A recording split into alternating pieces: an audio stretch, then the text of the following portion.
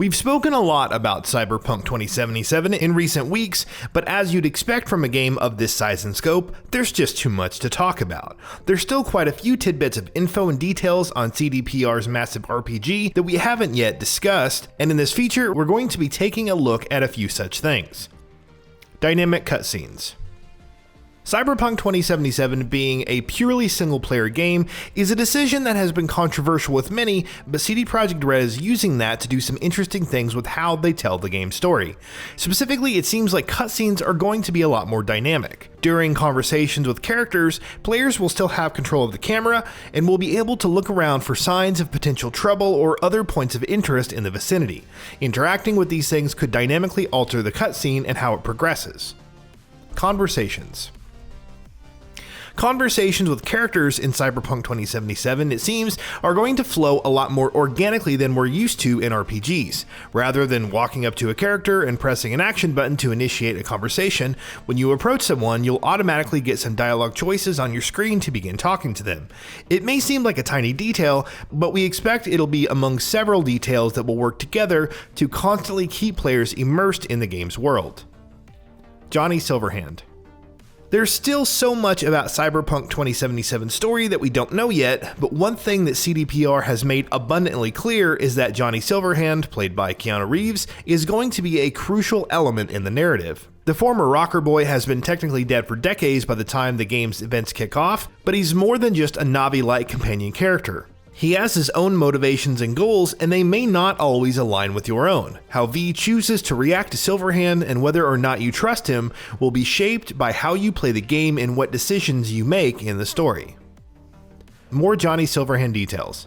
As Cyberpunk 2077's story progresses, the biochip known as the Relic in V's head will slowly begin taking them over, essentially replacing their personality with Johnny Silverhand's, and you're actually going to get to play as Silverhand at times as well. From what we understand so far, these missions are going to be story specific and will be limited to memories and flashbacks where you'll be embodying the former samurai rockstar, blasting enemies and making choices. Will we be taking part in some of the crucial moments from the tabletop game, such as Silverhand's role in the Fourth Corporate War or how he joined the Central American conflict? That remains to be seen, but the potential is certainly there for some interesting storytelling. Stealing vehicles. Owing to Cyberpunk 2077's open-world nature and its setting in a vast, futuristic metropolis, it makes sense that players are excited about the possibilities of sandbox-style open-world mayhem. But though the game will technically allow you to go on GTA-style rampages, you're going to have to work for that. This is still an RPG after all.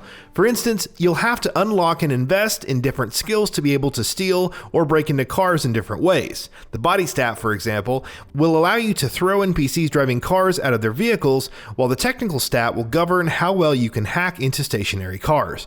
In the beginning, you won't have the ability to steal cars whatsoever. 29 car models. We're excited to see what designs and aesthetics CD Projekt Red come up with for the vehicles that will be populating Night City in Cyberpunk 2077, given its futuristic cyberpunk setting, and so far it definitely seems like the game won't be lacking in variety. In total, the game will have 29 different models, but each of these will also have several variants of their own. These variants supposedly won't just look like reskins either, with different elements such as unique windshields and display screens, mine detectors, infrared sensors, and more differentiating the vehicles. Extensive customization. Based on everything that CDPR have said about Cyberpunk 2077's character creator and customization toolsets, it's clear that players are going to have a ridiculous amount of options at their disposal, even in terms of some truly granular details. More recently, for instance, it was revealed that players will be able to change and customize even tiny little things such as the style of V's teeth or the length of their fingernails. We're still wondering why those details will matter in a game that's exclusively first person, especially V's teeth, but hey, it's always nice to have more options. Companions. Being an RPG, and one made by CDPR no less, Cyberpunk 2077 is slated to feature a sizable cast of potential companion characters, but how friendly, or not, they are to be is going to depend largely on your choices as a player. Building strong relationships with characters and making the right choices will open up more story missions with them, as you'd expect, but even small passive choices such as ignoring conversations with them will mean that those story missions won't open up for you. On top of that, companion characters aren't guaranteed guaranteed to be your friends forever. Make the wrong choices, and you might even make enemies out of them. Destructible environments. While there's a large focus on stats and progression like you'd expect from an RPG of this size, Cyberpunk 2077 with its FPS combat also places plenty of emphasis on the immediate action. In combat, for instance, it seems environments and their destructibility are going to be a big focus. From destroying assets in the environment, to destructible cover, to bullet decals on surfaces, to even shooting water pipes and seeing water sprout out, environments in the game will be quite reactive to combat encounters. Languages. Cyberpunk 2077 is a massively anticipated game, and players from all regions of the world are looking forward to getting their hands on it. That's going to be reflected in its dubbing as well. The game will have full voice dubs across multiple languages, including English, Chinese, Italian, Spanish, and Russian. Accessibility. It's been pleasing to see recent major releases taking major steps toward becoming more accessible experiences, with the likes of The Last of Us Part 2 and Assassin's Creed Valhalla boasting several accessible features. With Cyberpunk 2077, CD Projekt Red have confirmed that the game will at least feature the option to change the color of font size of any and all text that appears on screen, which is a start. Whether or not we can expect more extensive accessibility features remains to be seen. Not planned for Xbox Game Pass. Given Cyberpunk 2077's marketing partnership with Team Xbox, many have been wondering whether the game will launch on Xbox Game Pass as well, especially since there's been so many major releases in recent months that have done so. That, however, doesn't seem to be the case, with CDPR having said that they don't plan on putting the game on Microsoft's subscription service. Whether or not the game will eventually join Game Pass, especially since The Witcher 3 did make its way into the catalog, remains to be seen. PC requirements, 4K.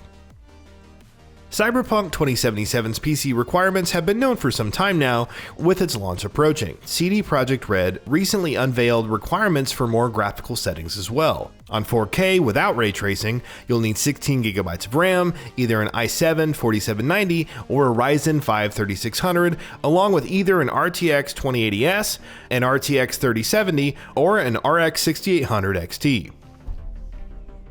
PC requirements RTX.